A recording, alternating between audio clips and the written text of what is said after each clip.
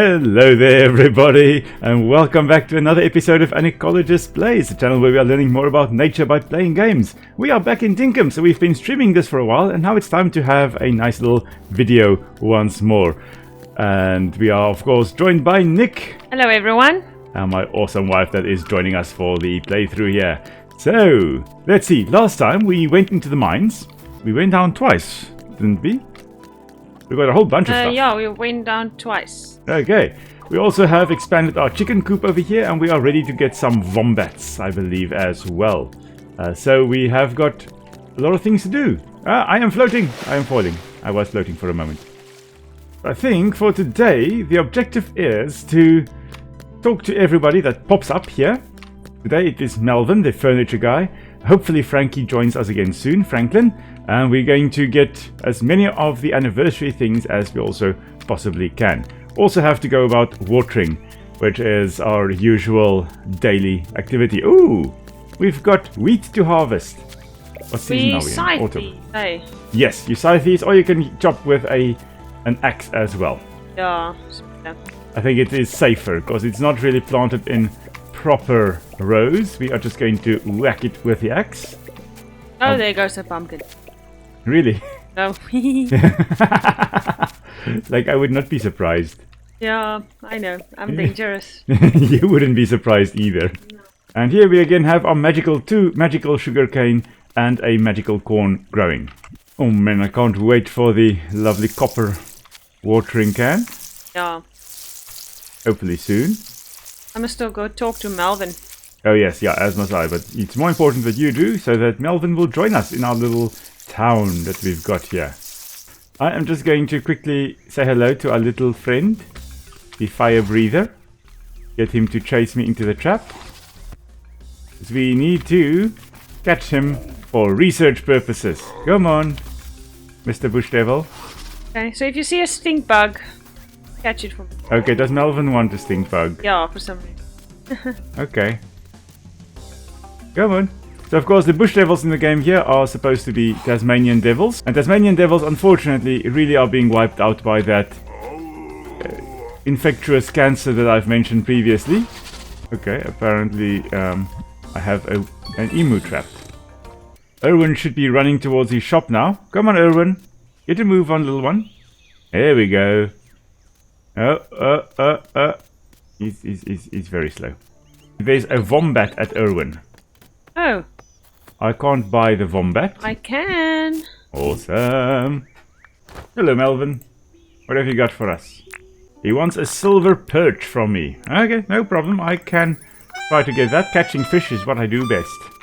Can't wait to get the guitar. Yeah, we need to go down into the mines, but I think we'll probably do that next video again. Fishing is quite fun and relaxing in this game, though.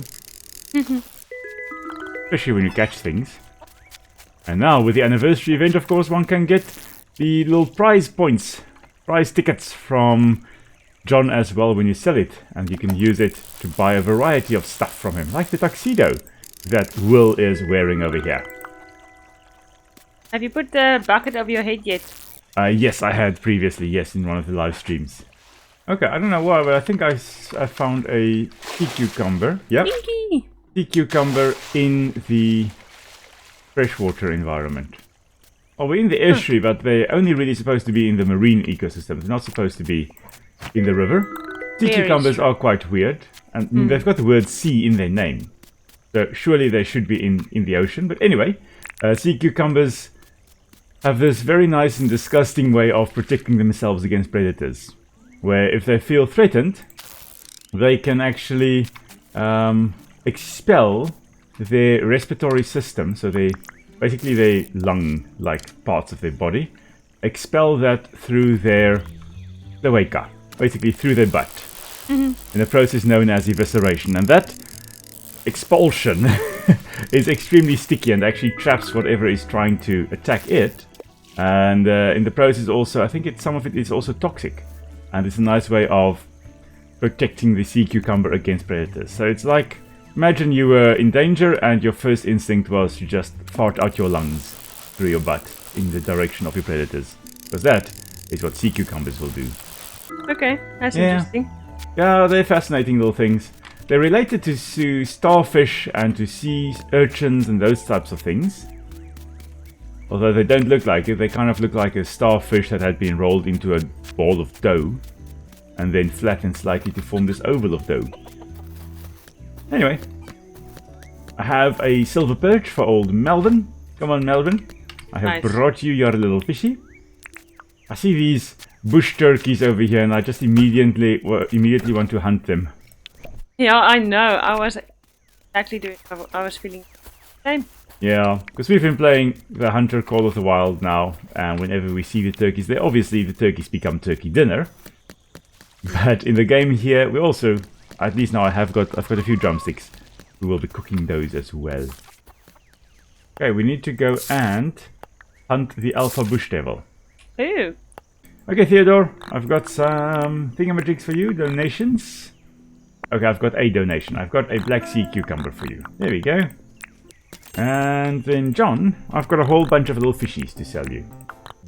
8,000 dinks and 5 prize tickets. Thank you. Marvelous. Leave my husband alone. Yeah, you leave me alone, you little one. There we go. Self-defense. I quickly want to go and get this. Yes. Oh, here he comes. Oh, that's the alpha. Okay. Not sure whether he can get to us down here, though. No, it does not appear as though he can. Oh, now he can. Oh, he bit the jellyfish. Oh, he bit me. Oh, I'm on fire. I have just pushed him into the water. Oh, I'm on fire again. Nic is doing all the hard work. Nic the beast is slaying the beast. Jumping. My money is on this like being a representation of the cancer that takes over the Tasmanian devils. Although it doesn't result in this, it results in their faces being misshapen. Oh. I think it's the devil facial tumor disease. I think that's what it's called. Sounds terrible. It really is horrible. It's shocking. And of course, as I've mentioned, it is basically dispersed from one individual to another. It's one of the very few infectious cancers. And they'll transmit it from one individual to another when they bite one another, which is just basically how they kind of say hello.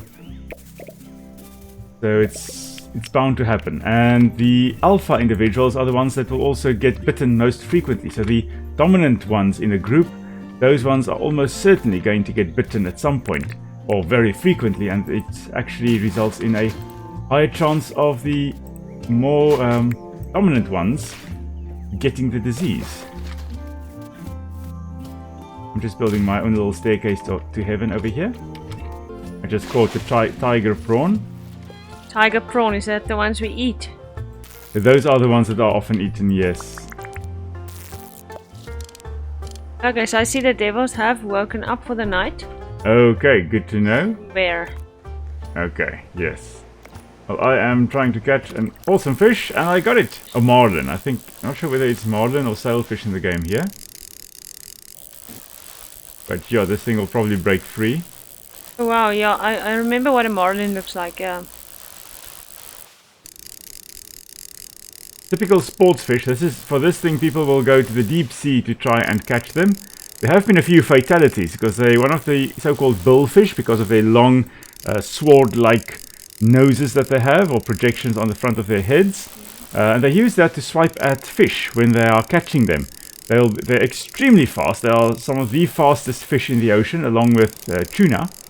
And I think the sailfish actually wins. And there we go. I caught a marlin. But marlin and sailfish and all those things have got the sail at the top there, and then that snout in the front there. And they use that snout, as I've mentioned, to actually stab at fish that they are trying to catch.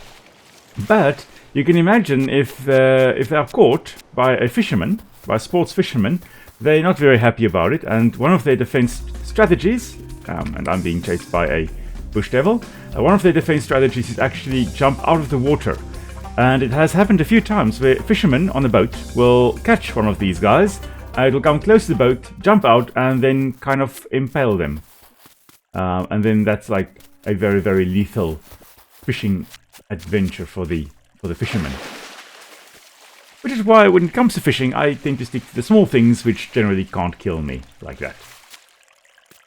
Because how did Johnny die? He went fishing. It's not a good look. Yeah, I fish with the little nets. Yes. It looks like the bug net. Oh yeah. And we do use the fishing rods as well, but we don't catch. We don't go after sailfish and those types of things. We are anglers. We catch from the rocky shore. We do not go onto boats to do fishing. I can now go give this marlin to Theodore to put in a small tank, because that's not animal cruelty. And tiger prawn also goes in there. Yeah, it's for the museum, but if they die, then we can replenish them. Yeah, that's true. Ooh, we can finally buy the fish book. Oh, cool. We're probably very happy right now. Oh, yes, I am.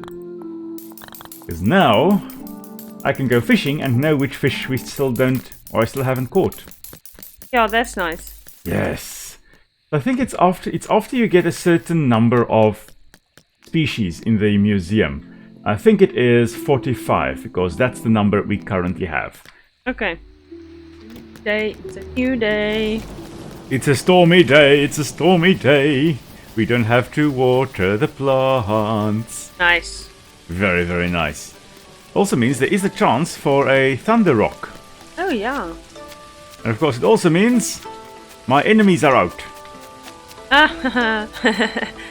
Where Ariella is. So you must just remember to give the daredevil of the Alpha Devil, eh? Oh, yes. Yeah. Okay, and we must bring Erwin 1 bush lime. That's easy. See? I have found me first toad. On the 24th of this month is John's birthday. Okay, 24th of this month. So six days still. Okay, I'm going to give him a whole bunch of toad skins for his birthday. I'm going to show him how I eradicate an invasive species. It seems to generally be the theme whenever we are playing Dinkum. At some point, either in the recording or in the live stream, it's going to rain and I have to go and hunt a bunch of toads. Yeah. Oh, it's a crocodile that's chasing me. No, I don't want to kill a crocodile now. I want to kill toads. Of course, a lot of frogs do tend to become more active when it rains. Here in South Africa, we've got rain frogs, which are these cute little round fat thingies. And they will spend most of their time buried. And then when it rains, you'll hear them going and calling all over the place. And suddenly you can hear where on earth they are. They're quite cool. Males are quite small compared to the females. The females are very big. They've got this weird reproductive strategy as well, where when a female hears a male and she's happy with the male being the father of her babies, she will accept him and he'll hold onto her back, and then she actually secretes a glue, and the male gets glued onto the back of the female. And the glue is so strong that unless the female secretes the anti-glue, you can't remove that individual, that male, off the back of the female without tearing his belly skin. What? He's really glued on there properly. That's so weird. And for a day or two, the female then walks around with this male glued onto her back. But they are relatively, they occur in relatively dry areas as well, and you can imagine a frog wouldn't necessarily do very well in a dry environment because, tadpoles kind of need water to live in. So they've just gone and they've skipped the whole tadpole stage altogether.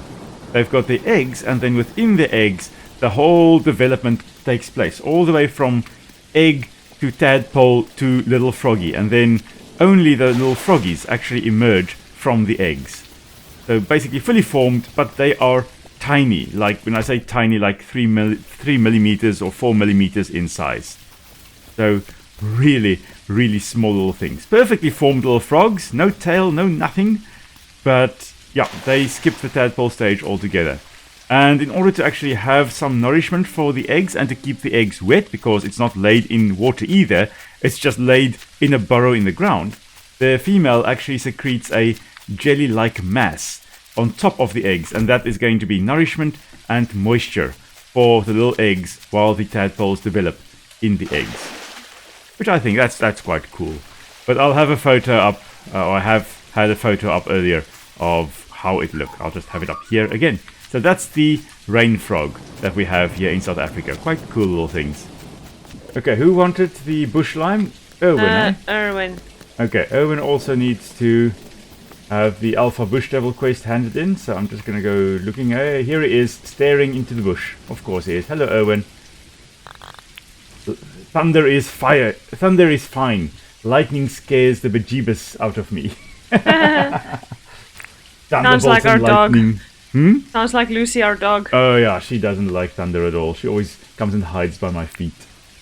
Okay, 33,000 dinks for that Alpha Bush Devil. I love this weather in the game. Oh yeah, I love this weather in real life as well. Yeah, it is kind of this weather outside at the moment. Yeah, not quite as thunderstormy, but yeah, Pleeps today. Okay, I'll check if I can buy. I might just need get the other license. Let me see. I need 600 more. Ah. Oh, that's a shame. Yeah, indeed. In a few days. Yes. I also left another gift for you here. Come. In front of the mills. Is it a Maybe. Yeah. You already know what it is. I know. It's a beautiful jacaranda. Yes, it is. Of course, jacarandas, yeah, they are exotic, but in the game here, let's say they do not spread from one area to another. Well, if rain sells it, you know, it must be fine. But a lot of people sell a lot of things that are very exotic and very invasive. And it's generally just ignorance. People don't know that something is highly invasive or a major problem. Alright, time to take a quick nap. See you tomorrow. And we're back. And we have Clover right over here. Nice. Here's Clover. No, Sally. Sally, not Clover. Sally. Sally is right over here. Alright, thank you, Sally, for telling me that you are a hairdresser. Give you your privacy. Alright, what do you want us to do, Sally? Do palm wood planks. Well, that is very, very easy. Let's go do that. I wonder what Erwin's gonna sell today. Oh yeah, it would be great if Erwin actually sells some Pleeps. We don't have Pleeps yet, do we? Oh, but No. you don't have the license yet. No, I don't have the license. Almost. Almost. But it would also be nice if we can get our wombat a little friend. Yeah, it would be cool if we can get another wombat. Of course, the wombat referring to the wombat. I love the fact that the wombats in the game here actually have cubic poop. Yeah. Because that's a characteristic of wombats. They are the only... I believe they're the only animal that actually has cubic poop. And it has to do with their digestive system that actually results in them having that cubic poop. It really wrings out all the moisture in their guts. Basically in the food that they are eating and digesting. It takes all the water out of the food, and then the gut actually compresses it into these nice little square cubes. So let's go have a look and see if we can actually see that. But yeah, there we go. This little guy is making some very massive poops. Like the wombat poo over here is almost the size of it. And this little wombat here, which is Nic Jr., it is known as a Joey. So all marsupial babies are known as Joeys. So Joey from Friends is technically a baby marsupial. But its baby kangaroo is a Joey, a wallaby, a koala, and all those types of things. They're all Joeys when they are babies. And the baby monotreme, the egg-laying mammals, are called puggles, which I think is just as cute. That is cute. Puggles. Puggles. Puddles. Puggles. Puggle. Puggle. Cute name for a dog. It is. Especially if you've got a little pug. That's too on the nose. That is too on the nose. By the time you're done watering, all the day is done. Yes. Quite. I thought about it earlier. I can't wait for the iron sprinklers. That's going to make it so much easier to just have a little garden. Oh, we've never had that before, did we? I've had it once, I think, in one of my games. But I think you need like farming level 3 in order to actually unlock irrigation in the first place. Oh yes, I need to still make her some palm planks. Just see you running past. Your superhero cape. Yeah, I love it. How it blows in the wind. Yeah. Let's have a look. What permits can I get? I can get farming level 2. Oh, cool. Yeah. All kinds of copper tools, like the copper watering can. Oh, awesome. Yes. Wish someone would give us a cupboard for clothes. I know. What am I supposed to do with a wooden table? This tiny little house. Where are you? Where's the house? Let's have a look here. Well, at least suits Oh my word. the decor. It's like there's no more space here. No. One day we will make our house bigger. Yes, we will. House bigger. I'm going to catch a stinky friend. There we go. Stinkbug! In the typical Hemiptera order, so the bug order. Because they don't have completely hard wings, they instead have... Ooh, there's the dragonfly here. They have half a hard wing, and the rest of the wing is actually quite soft. Kind of see-through. But stinkbugs, of course, renowned for stinking or smelling very, very strongly, and that's due to the compounds known as aldehydes, which you also have in things like formaldehyde, that's also a type of aldehyde, and of course things like the coriander, cilantro, also contains types of aldehydes, which is why sometimes the cilantro and stinkbugs kind of smell very similar to each other. Thankfully, cilantro does not taste like stinkbugs. Do you know what stink bug tastes like? Well, I have not eaten stinkbug. I know it is edible if prepared correctly, but I think that is something I will give a hard pass on. I cannot imagine it tasting very nicely though, because the whole idea with that strong scent is that it is a way to deter predators. Any predator with a good sense of smell will go, "Oh, this sucks, I should probably not be eating this," and then leave it alone. There's no point in you smelling like that, and then when something actually eats you, they go, "Well, this isn't too bad." So it probably advertises the fact that it tastes quite horrible. So, I only need 40 points. Then I can buy the license. You don't have any things that you've completed that grants you points? Maybe. I do. Oh, Yay. yes. Right, so you can get animal handling level 3, right? Yeah.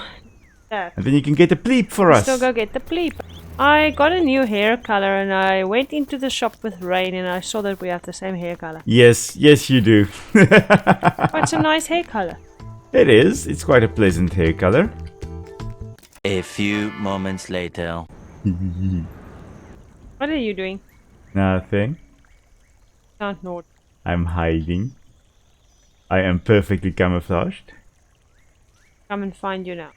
Good luck. Just after I put my You won't be able down. to see me.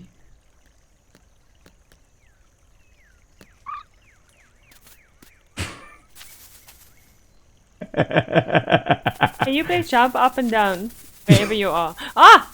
That is you. What's going on? What is that, a helmet? It's a little blueberry. It's my hair. Oh my... I'm a little blueberry. No, it's scary. Wow. Why? It gives me the creeps. I'm going to scare the local wildlife.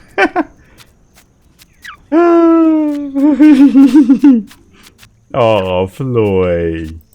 Hello, little Floy. Little flea. Ah, that was fun. You are so random, husband. I know. Isn't it marvelous? Where's your cape? Please put it back on. Okay, fine, I will. Anyway, little pleeps like these, of course, are supposed to be duck-billed platypus sheep hybrids, so they're going to grow wool, which the duck-billed platypus will not grow because wool is not very good for an aquatic lifestyle, and duck-billed platypus really is a very, very aquatic species. So they'll be feeding actually on invertebrates rather than actual like grain like it just ate. They're eating things like worms and stuff like that. The weird thing is they don't have a proper stomach like we do. Food just kind of comes in and is digested in a long narrow tube and then pooped out on the other side. They don't have a designated stomach. And we'll talk about how weird duck-billed platypus are again next time. But platypus the name Platypus actually means flatfoot. That's the name. So the duck-billed flatfoot. That's what the name actually means. And the scientific name, Ornithorhynchus anatinus, which means bird beak like a duck. So it's the flat-footed bird beak like a duck creature. That is what this little guy is. Aww, I love the platypus. Would love to see one in the wild one day. Maybe one day when we go to Australia, we'll be able to go and see it. I see you running. I see you jumping. Now you're just like levitating. We're just levitating. Just levitating. Alright, it's taken me a while to get all the ingredients, but I do have something. As soon as I pick this up, there we go. I'm going to be crafting something new. What are you crafting? The beehive, or the bee house. Oh, cool. Well, that means we'll now have honey. I'm not going to be putting it right outside our house. Why? You know, technically it wouldn't be a good idea just in case we're allergic to bees, technically. So we're going to just put it behind John's shop. Because if John is allergic to bees, oh well, sucks to be him. Wait till Franklin comes. Be afraid, Johnny boy. Be very afraid. Put it by Franklin's house. Yes, we can move it there, yes. Yeah. Yeah. Same, poor Franklin. We don't like him very much. No, because he keeps on beating us in the insect competitions. Yeah. Alright, the little blueberry is harvesting the wattle flowers. Have you not put your cape back on? I have. I'm a blueberry in disguise at the moment. So weird. You know, Sally, you can't change it anymore. That's alright. I keep my hood on. Nobody will know I'm weird. I just have to kind of also accept me for my weirdness, my dear. I have to look at that at night when you take your hood off for bed. Yes, sucks to be you. Well, you're gonna turn around, I'm gonna sleep, and you're gonna wake up and be like, ah! Rain, what are you doing here? Yeah, true. I have harvested a tremendous amount of wattle flowers here. Nice. A total of 222 apparently. That's a lot, eh? It is indeed. It's gonna be made into wattle brew. Cool, I'm basically ready to... Yeah, as am I, and I think that is also where we are going to be calling it tonight. Okay. But thank you very much everyone for joining us on our little adventure over here. Hope you enjoyed it, hope you learned something new. Next time we'll be talking a little bit more about the duck-billed platypus and why they are probably the weirdest creatures on this earth.